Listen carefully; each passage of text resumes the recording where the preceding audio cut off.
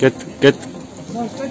Assalamu alaikum urmattуу Sadır Nurkожоев, sizge bizdin kayrılığız. Ağorda 3 жаңы konuşunun elderin atынан siz былтыры ноябрда айында келгенде кызыл китебиңерди колуңарга аласыңар апрель айына чейин деп айткансыз. Ошондо сиз баса бергилеп кеткен эч кандай жерчи аялдар аралаштырбайт. Жашаган жашоочулардын өзүнө гана кызыл китеп берилсин деп мына бүгүнкү күндө Сокулук районунда ушул процесс жүрүп атат. Документтерибизди тапшырганыбызга мына 5 ай болду. Азырга чейин айыл өкмөткө илбей атышат. Эмнеге илбейсиңер десек так жооп бере албайт. Аким дагы, зам аким дагы, комиссияда жүргөн балдар дагы. Ушуну баса бергилеп айтып коелу.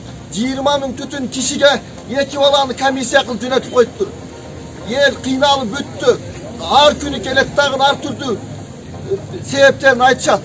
Ушул жердеги жашоочулардын 70%-нин жерлери ареске киргизип коюптур жер саткан аялдар. Ошону биз сизден суранат элек, ушуну өз көзөмөлүңүзгө алып акимиятты эртерээк кызыл китебибизди беришке жана айыл өкмөткө списогубуз илингенге, эгер 25-не чейин ушул Агордо 3 конушунун списогу айыл өкмөткө илинбей турган болсо, 25-ден кийин биз Ак үйдүн астына Садырга барып катынчтык митинг өткөрөбүз. Ушул биздин талабыбыз. Аксагал киши сөз болсо.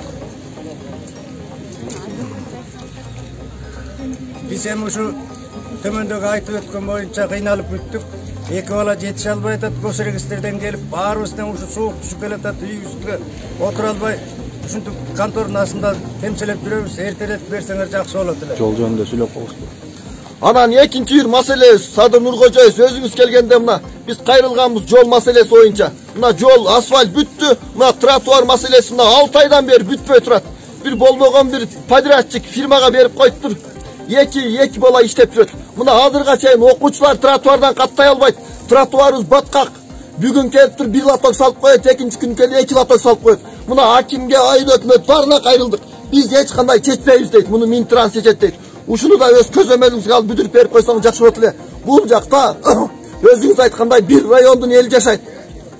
Ушул да биздин талабыбыз. Эгер 25-не чейин ушулар бир аткарылбай аткан болсо, биз Ак үйдүн астына митингге чыгабыз. Өзүңүз кабыл алыңыз Агордо 3 жашоочуларына.